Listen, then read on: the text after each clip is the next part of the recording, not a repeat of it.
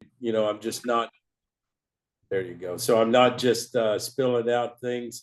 Uh, First of all, I'd like to ask if one of you, if any of you already have a capability statement, and what purpose do you use it for? Anybody want Hi, to my name chime is in? Tanya. Thank you so much for the Yes. opportunity and the time. I recently developed my capability statement. Okay. Are you currently, do you have a business? Yes, I am the founder of Lean Architect, and what we do is technology and AI in the field of architecture and construction. And I got my SAM and CAGE number and like my SAM developed. And at one point, I realized that I need capability statement, and I Okay. started developing it. But I'm here to learn more and see how I can improve it. Very good. Very good. Thank Would you. anybody else would like to tell me a little about your business and what you're doing? Good morning. So my name is Ashley Gonzalez. Me and my husband, we recently opened up our company.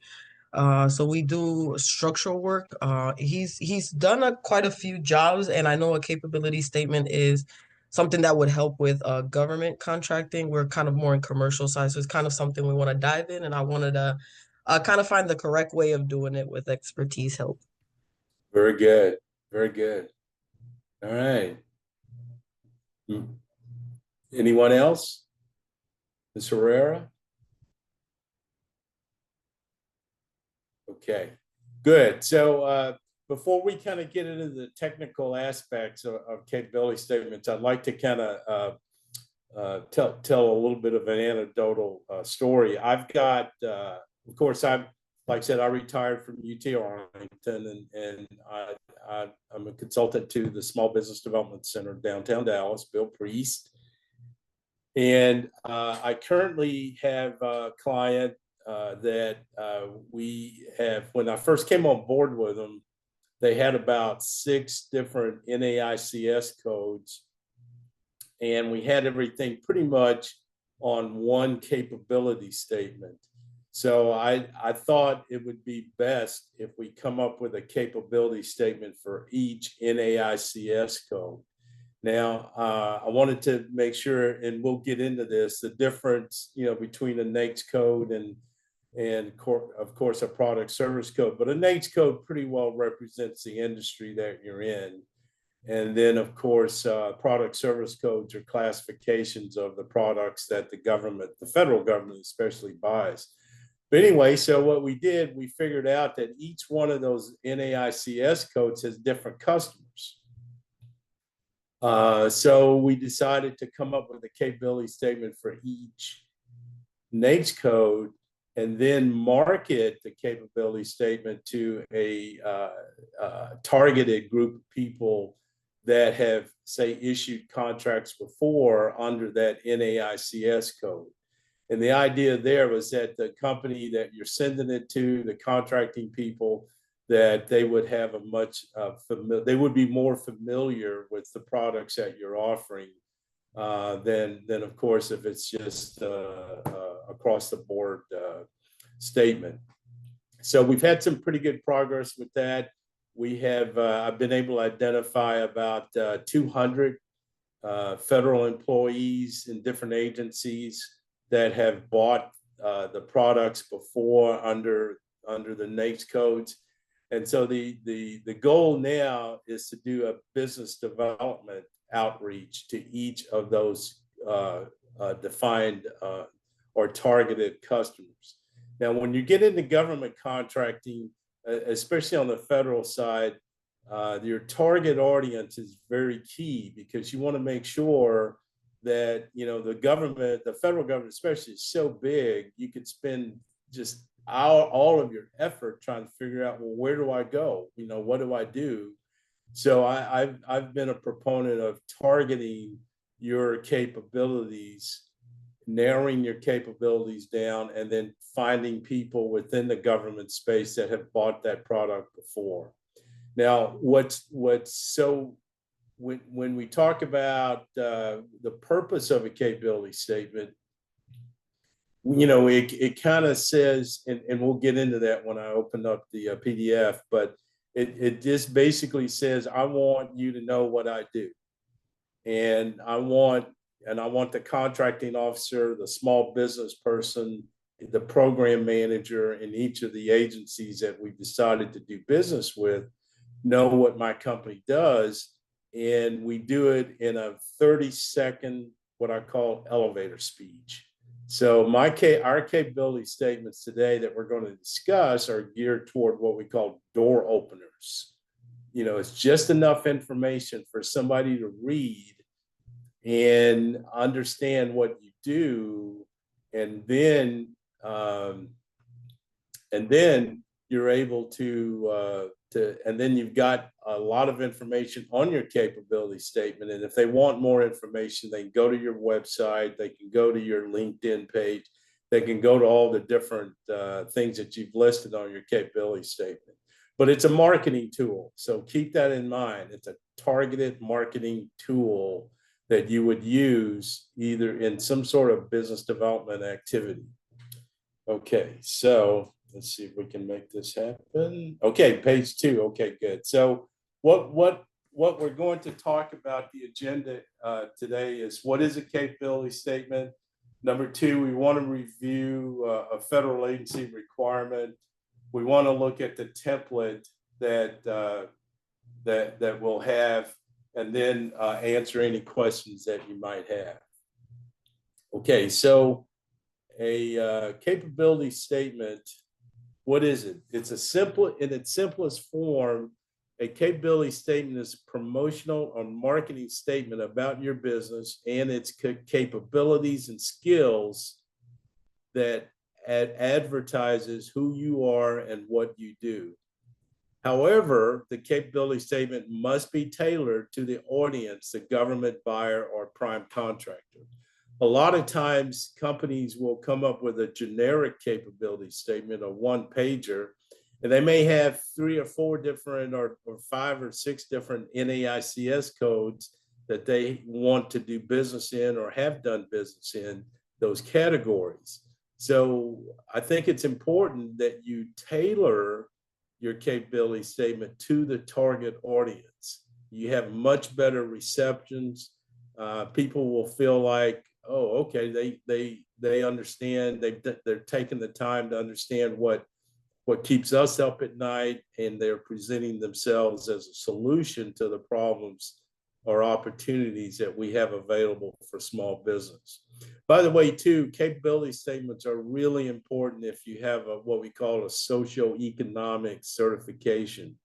And most of you are familiar with women-owned small business, service disabled, hub zone, 8A, hub, state of Texas hub vendor certification, or at the local government, the MWBE or BE or disadvantaged business enterprise. So if you have any of these kinds of socioeconomic certifications, the capability statement is key, because what happens, especially at the federal level, if the timing is done just right, if you've got an agency that's looking for somebody to do something for them, they have a requirement, and you think you have the solution to that requirement, and you have one of those socioeconomic statuses, the federal government can set aside those contracts in your category and or negotiate directly with you for a fair and reasonable price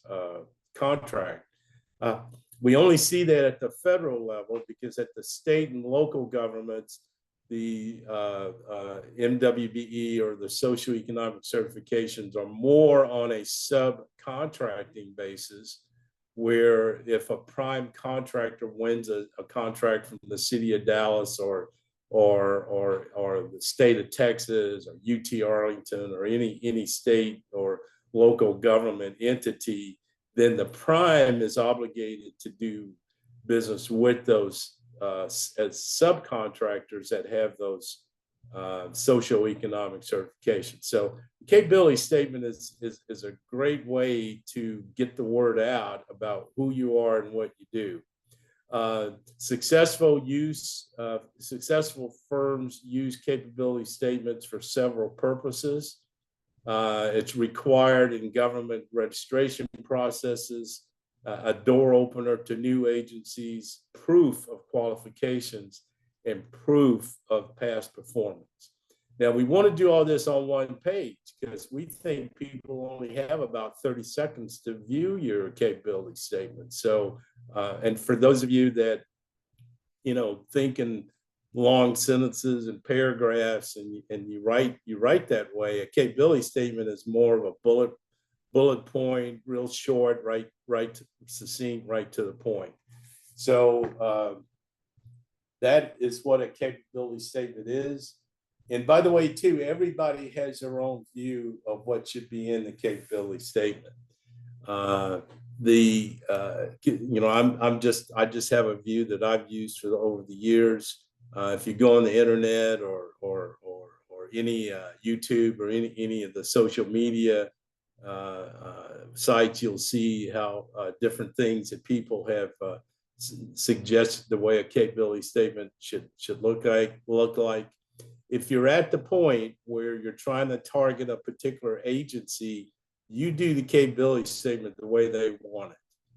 And if you have had any experience with SAM.gov and you've been looking at bids to bid on at the federal level, you will notice that there's a lot of sources sought notices as well as requests for information notices. And then you, of course, see the RFP, request for quote or request for proposal. So those first two, sources sought and request for information, are real key, and that's where the capability statement comes into play. But the agency will tell you what they want in that statement. Okay, let me number 4. Okay, so we like this federal agency, the HUD, Housing and Urban Development, is releasing those sources sought. I think it's already been released, but they dictated what they want the vendor or potential vendors to send back to them. So basically, part 1 was the name of the company, the address, names, phone numbers, emails, company NAICS code, any of their socioeconomic size standards, indication that the support services are not available on a government-wide acquisition contract held by your company.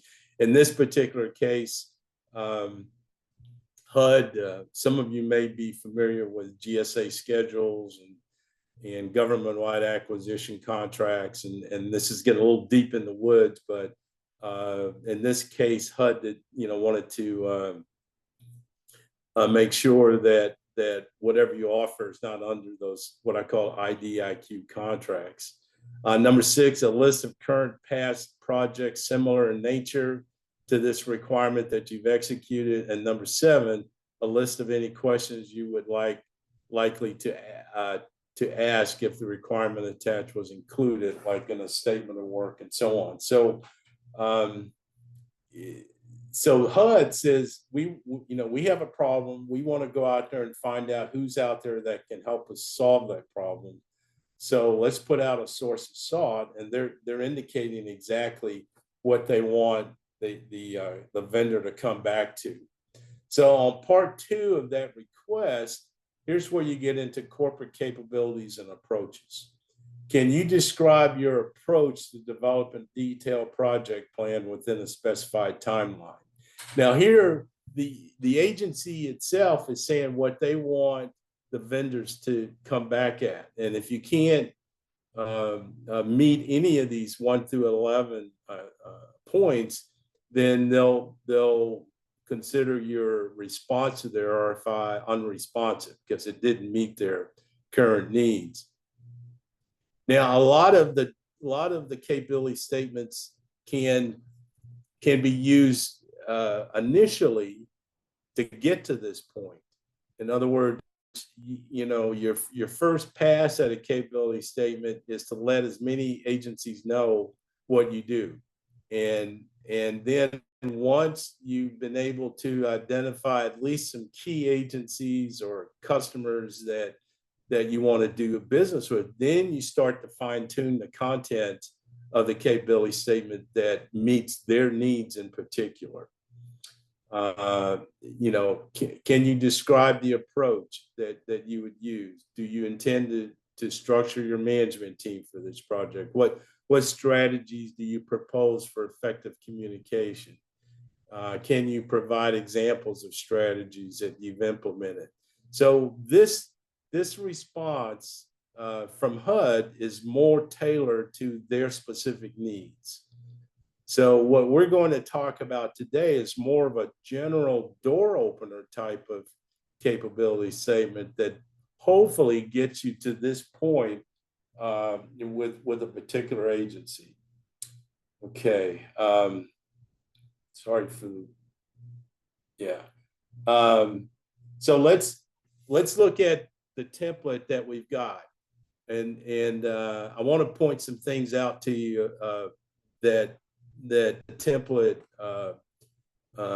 should be aware of. First of all, you want to say the document title. It's a capability statement. You want to show your company logo. It needs to be one page, one side.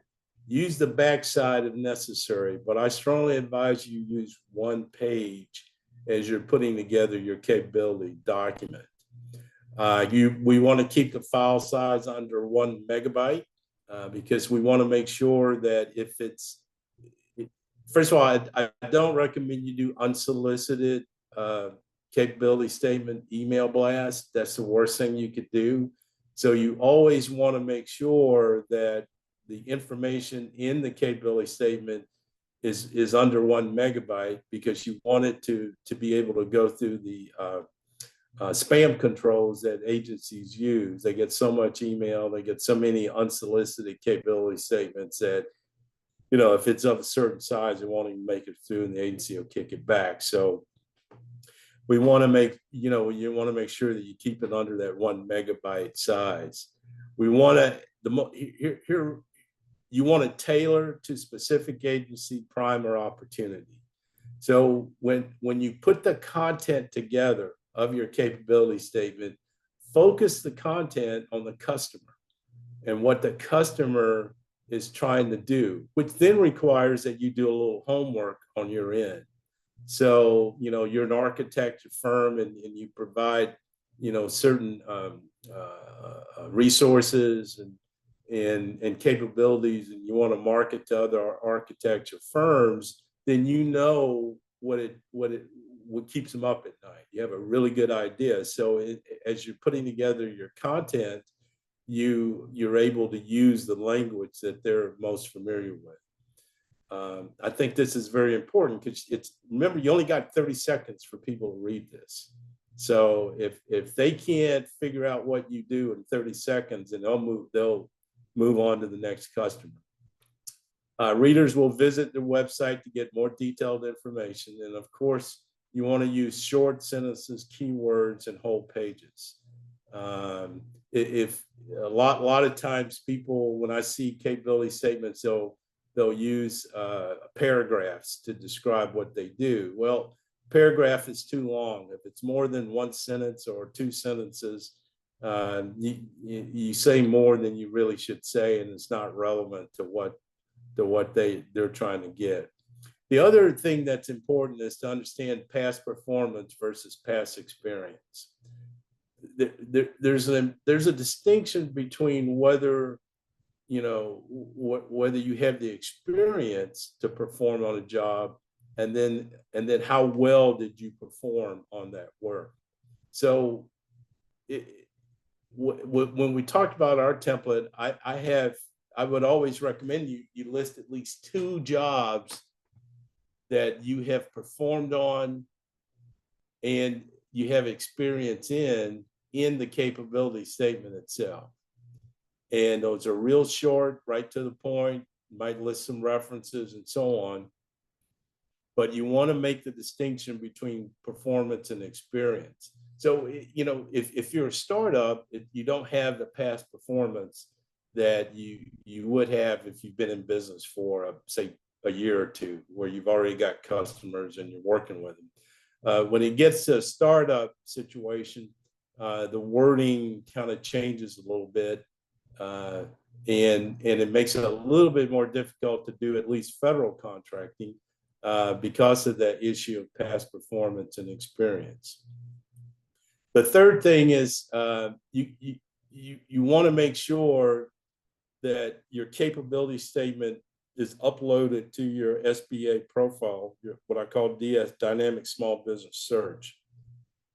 And I've given some instructions on here about how you can update that profile. For some of you that don't know, once you register in sam.gov, then your SBA will go and take information out of the SAM and move it over to their database, DSBS, and there you can upload your capability statements. And that database is used by lots of companies, lots of federal agency contracting people that are looking for specific companies. All right, so let's look at the template itself. And what I've got here is an 8.5 by 11 sheet of paper. And I've divided the paper into two different sections, okay? Now, your capability statement doesn't have to look like this, but I think it should contain the information that we're going to talk about, all right? So on the right-hand side, you want to include your unique entity ID, your cage code, your website, a LinkedIn address if you have it. It is optional, but it is very much recommended that you have a LinkedIn page, a company page. And then, of course, YouTube presentation link. A lot of companies that make things or build things, they'll take a video of what they're doing, put it on YouTube, and it's a great place to put the link on your capability statement, because that lets the person looking at it understand a little bit more about how you work. We want to list the primary NAICS code and the primary product service code, and then the NIGP code. The NAICS code is the North American classification code, which basically says the type of industry that you're in. It's 6-digit. I'm sure if any of you are registered in SAM, you've established what those are. And then, of course, if you've done any tax returns, you know your CPA has attached the NAICS to the tax return itself. And then, of course, the primary service code, PSC, which is a 4-digit code that summarizes what the federal government buys. The NIGP code is a code that the local governments use, state and local governments. And I think it's a 4-digit code too, but it's good to put these codes in there so that people can automatically associate the industry that you're in. If you notice, I've said primary and primary. I've seen clients that may have 6 or 7 different NAICS codes. And to be quite frankly, I don't know what kind of business they're in. A lot of people will use NAICS codes like their fishing net, and that they want to be available to catch any and every opportunity that comes through. Well, the problem with that approach is that you have to have past performance in that NAICS code. So, and the second problem is that it's very confusing to the person that's looking at this to determine what you really do.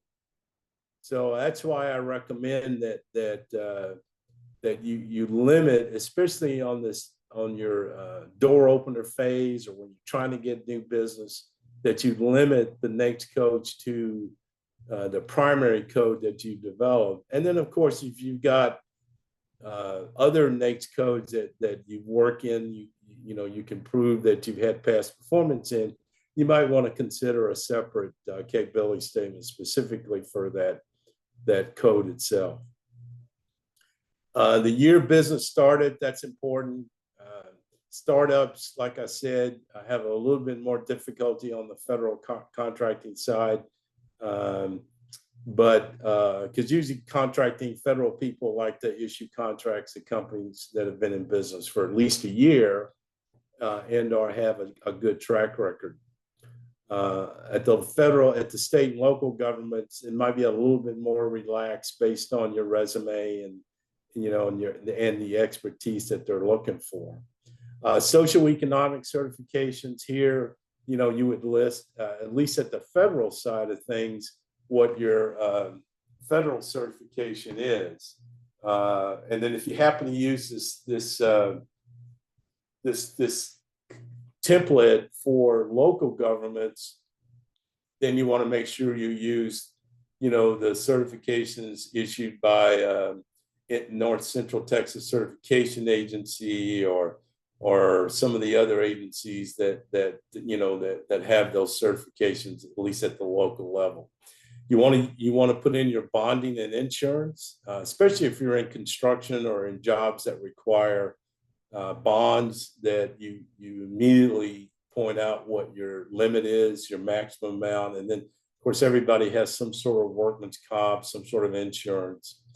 Quality certifications, as you move up the food chain, especially on the federal side, they're going to want to make sure that you have a quality manual, that the products that you're making or is by the time it lands at the dock for the agency you're shipping it to, that it's good, it meets the specifications. So quality certifications are you may have heard the term ISO or quality manuals or any of those kinds of things. It's real important that you have you make sure that the product that you put out on the street meets the specifications and the like. Business certifications, if you're in an industry that requires a license to operate in, that you list that. You may belong to an industry group, you want to list that. Accept credit cards, yes or no? It's important that you do accept credit cards. At the federal level, billions of dollars a year are spent with the use of credit cards. So if you don't accept credit cards right now, I would definitely look at having the bank talk to your bank about, where can you get a good e-commerce function. Yes, credit card transactions do cost money, and credit card company, last time I looked at, it's about 3% on each transaction. So you have to decide from a business point of view, the ease of paying the bill versus the cost of paying that bill, which one, is more important to you. And then of course, in a lot of instances, you can increase your margin on your price of your item to kind of cover that cost. Something that I've identified that's kind of new is that you can use Zelle.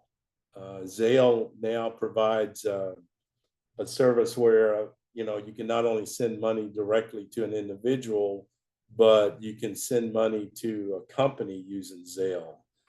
So that's something you might want to consider. And I think Zelle and the banks that participate in Zelle are about 1% of the transaction. So that's an alternative to accepting credit cards.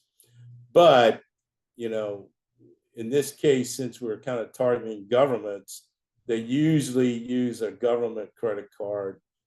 So you may want to, be able to offer both, quite frankly. You want to have your office location, and then of course, contact name, email, and cell number. So that would be what I call company demographics, okay? That right-hand page inside of your capability statement stays constant.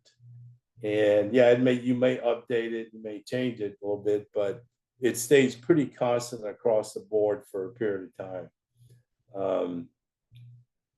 So company demographics. So let's look over on the left-hand side where we start getting more into the content of what you're offering. First one is what I call core competencies. You know, what is your niche in the marketplace? What is it that you do for your customers that keep them coming back to you? So take a little bit of time. I mean, some of you are in very competitive fields. In fact, just about everything is competitive when it comes to federal contracting. But there's a certain thing you do within that competitive industry that people like.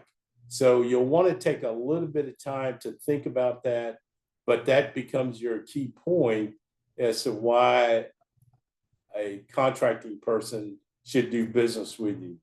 And it could boil down to, hey, we're small enough and we can react real quickly to changes. You know, with customer satisfaction, all sorts of different things. So give that some thought and be able to crystallize, describe, you know, what your niche is. Under capacity, we want to select one. You don't have to. We put these questions in here so that you can think about it and decide which one's more relevant to what you're doing.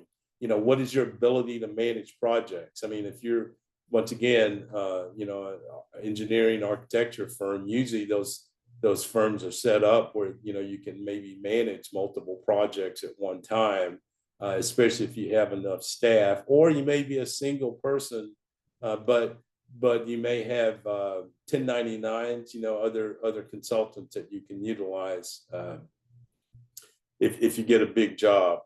What equipment do you have?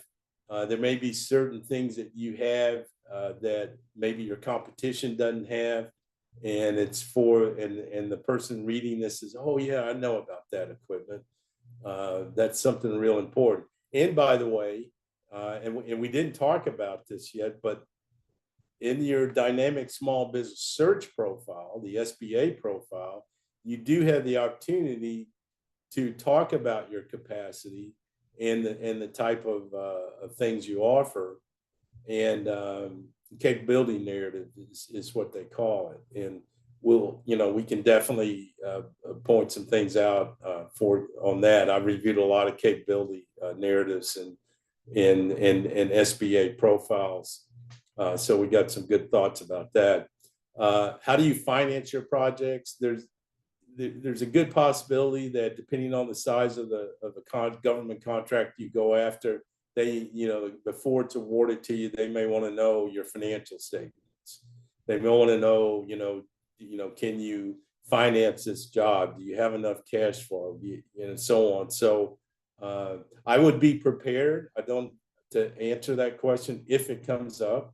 And if they do ask for financial statements, that you send them financial statements prepared by a third party, especially a CPA, because that could be, you want to make sure that there's credibility in the numbers that the people are looking at. How do you mitigate risk? Real important, especially if you're trying to get a customer for the first time. You want to make sure that they're able to, you know, they're taking a chance or taking a chance to doing business with you. So you want to help them mitigate the risk involved in doing this. So let's say you manufacture a product, and the product, you know, meets the specification that the agency is looking for, but by the time the product hits the dock to be received by the agency, maybe something's happened to it. Maybe it's broken. Maybe it's been vandalized. So you want to, you know, have a policy that guaranteed satisfaction, all sorts of things. So mitigating risk, and of course, if you require, if the particular industry that you're in requires bonding or insurance, you know, the bonding helps with that mitigate risk factor. And then, who are your teaming partners? I think the teaming partners is a great way to go, and that way you're able to expand on your capacity to do bigger work. And a teaming partner can be a prime, you're a sub, It could be a joint venture. It could be a mentor protege relationships. There's always different ways for you to, collaborate with other companies so that you can gain that past performance and experience for in any particular job you're trying to go after and get, especially if it's a little bit bigger than what you've done before in the past. Past performance, how well did you perform on a similar project? The period of performance, contract number, contracting office, contract award, completion date, dollar value, and type of contract. And here you really only have to list maybe one, maybe two projects, but make sure that those projects are related to what the agency is looking to do. And then, of course, when we get to past experience, then, once again, you want to at least have a couple of references there that people can call and say, well, how well did they do work for you? You want to be transparent. You want to make sure that you cover every single base that a new customer can have if you want to get them to do business with you. So, by having references is real important. And that's also important in your SBA profile, the references are. The last thing that we talk about here is cybersecurity policy. So at the federal level, especially if you're wanting to do business with the Department of Defense, there are some cybersecurity requirements that you will need to comply with. And I do believe that the federal agencies, other federal agencies, will start to require this compliance, especially with the FAR, Federal Acquisition Regulation, listed below, 52-204-7012. So I would be prepared. I would start, especially if you want to do business in that area. I haven't seen much requirements at the state and local governments require cybersecurity compliance, but it's an extreme and growing requirement that you'll see in all federal agencies. So it's best to start the process now, so that when it becomes the law of the land, that you're in it and you're maturing in this area, because it can't all get done at one time. It takes time and effort, but it's also costly. So, but cybersecurity policy compliance is very important. Anyway, so that's the capability statement. I'm open for any questions or comments you might have.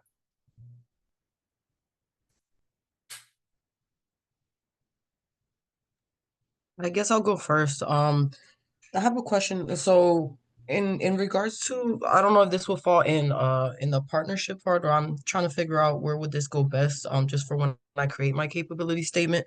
But we've done like business, like right now we're doing a contract. Well, we're not doing it directly, but we're a subcontractor for a state university. How would we fit that in? Would it be like under partner, so we can kind of highlight that we're doing business with like almost a government agency, although we're a subcontractor? Yeah, I think, well, you'll want to be transparent. So you'll want to say, yeah, we're a subcontractor to this company for this agency. How's that? That way you get both of them in there at one time. Okay, so, perfect. Thank you. If you're a sub, you want to list, who the prime is, and then you can list who the primes, who they have that contract with. So that should cover that pretty well.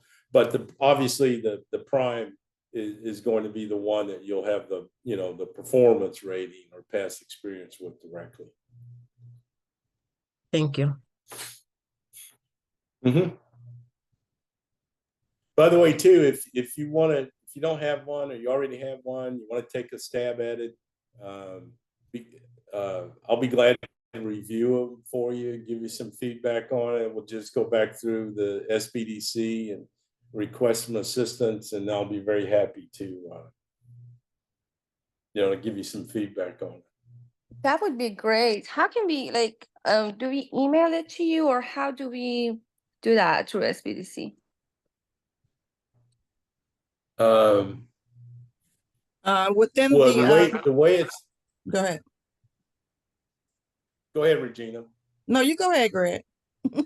I'm No, sorry. I was going to say, basically what happens is that if if you're already a client of the SBDC, you notify your counselor that you want some assistance in government contracting.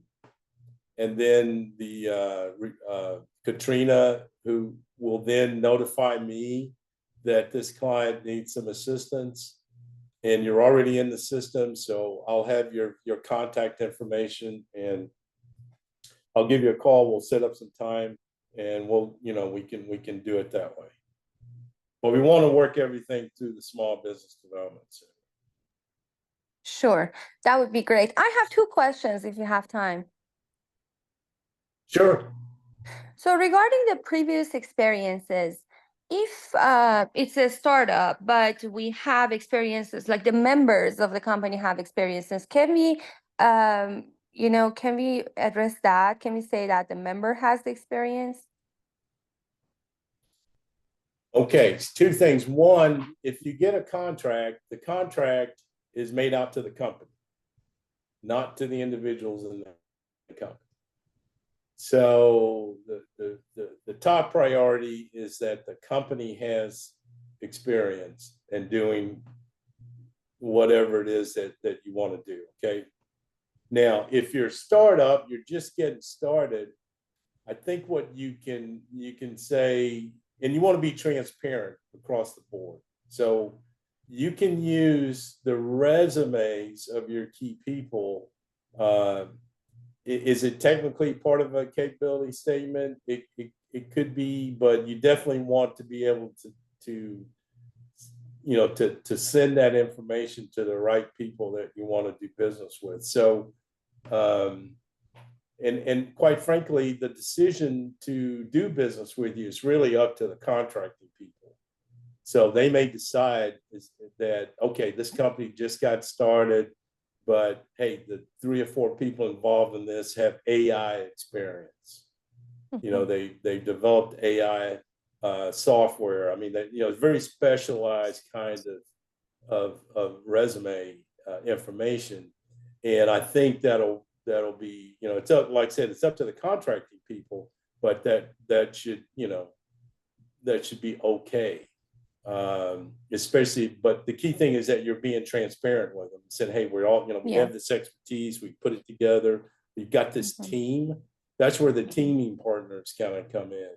Sometimes you can use the past performance of a teaming partner and add that to your past performance. Sure, thank you. My next question is that in what my company does is pretty new, and I could not find any NAICS code that exactly addresses what we do. So we're now just under the closest category that we could find. But how does this work with all the technology and AI coming? We need more NAICS codes for these kind of services. Is there like an avenue that I can apply for a NAICS code or suggest it? Well, what is the service that you provide? So what we do is that, how in architecture, like it takes a lot of time for us to document hundreds of sheets. What we do, we use AI to shorten some of the tasks. This is what we do. So it's like lean methodology in architectural process through AI.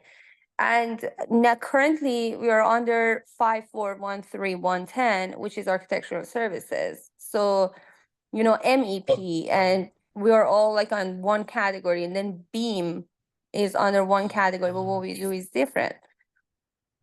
Yeah, they're a little, to answer your question, I don't know if the SBA and SBA and probably labor, there's a number of agencies that go together to make up those NAICS codes.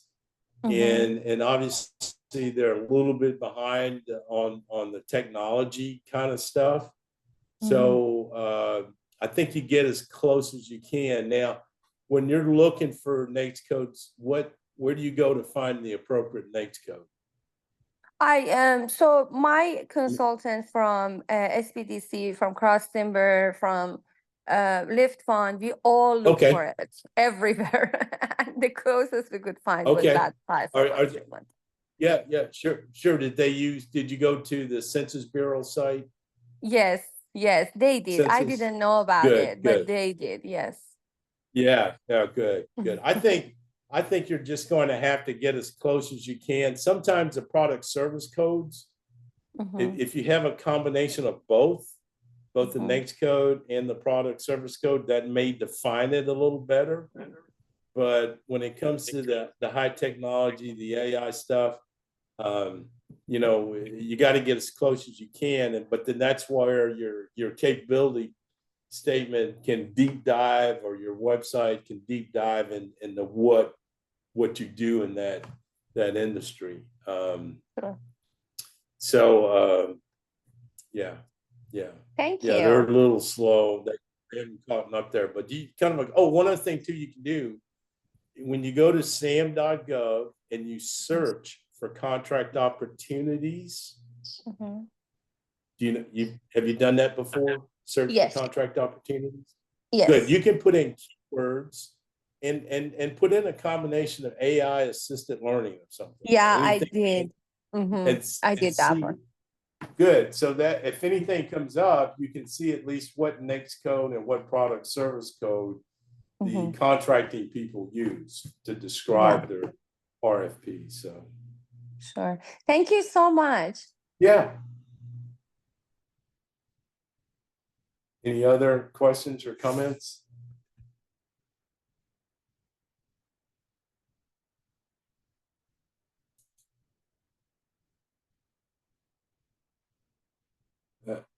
Victor, have you got any questions or comments? Yeah, I have a question that do we have any chat group on a media platform or like email group so we can receive later activities such like this? You mean, well, I think Regina, we can send them a copy of the template, right? Or of the presentation. Yeah. And then you can try and build your content around the template. Or you can, I mean, Google's great, or search engines are good, and you can just put in capability statements, you'll probably see a ton of different ones. But I usually like to work from a template so that it can be organic. And like I said, there is no right or wrong capability statement, the way it looks. We just want to make sure it stays within certain parameters, like 1 megabyte. You know, you don't want to load it up with a bunch of pictures or anything that eats up space. You want it to be short and succinct. You want it to be read in 30 seconds. And then if they want more information, obviously you've got your website and LinkedIn and other means of clarifying exactly what you do. So, but Victor, if you want to give it a stab and send something to me, I'll be glad to review it for you. Okay, thank you so much. Because we are doing the business like B2B, business to business. We are provided the packaging material to the manufacturing companies in Dallas or over the America. So now we are at the start, but I think it's a little difficult for us to reach out some local customers because it's not very easy to reach out to the purchaser. Yeah, I know it's a tough business. In fact, all business is tough the way I can see it, but some of them are just a little, harder to crack than others. And I don't know if the SBDC has research reports they can do on the commercial side of things. where they can perhaps search their databases, find out the types of companies that, would purchase your product. But you are in packaging, is that correct? Yeah. Yeah, man, I was thinking the other day, there's so many cardboard packages around, it's unreal. And that's got to be a good business to be in, but you got to have customers, right? Yeah, That's the problem. Getting Sure. customers, yeah. Yeah. Any other questions or comments?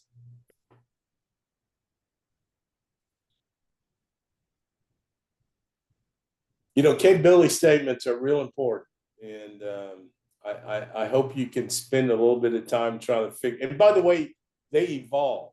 So it's kind of a snapshot, a picture of where you are at a certain time, and hopefully over time that changes. You grow, you add more capability. You've been in business now more than 3 years, or you've added some quality certifications just to add more depth and credibility to what you do. But it's an important thing to have, and I recommend that any company have one. It's kind of like a resume, but it's for the company itself, not the individuals.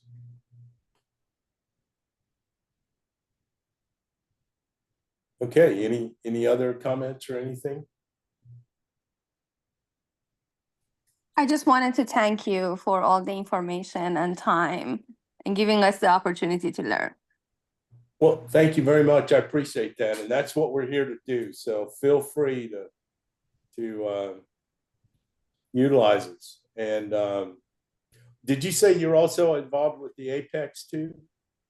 Yes. Good. They're a little more trained in they're a little more on the technical side of things with RFPs and so on. So that's good. Good relationship there. Thank you. Be. Yeah, for sure. Okay. Well, I just wanted to let you all know, if you need anything from us, please be sure to send me an email. It's in the chat. It's sbdchelp@dallascollege.com. If you're requesting a copy of today's presentation, drop me an email and I'll send it to you. If you're needing to get in contact with Mr. James, drop me an email and we'll see about making that happen for you. So that's all I have to say. All right, guys. Well, thank you very much. And let us know if we can help you. Bye-bye. Oh, could you share the email again? Yeah, the email is not in the chat. It's not in the chat? Mm-mm. Okay. Let me put it back in. I put it at the very front. Mm-hmm. Let me put it back in there.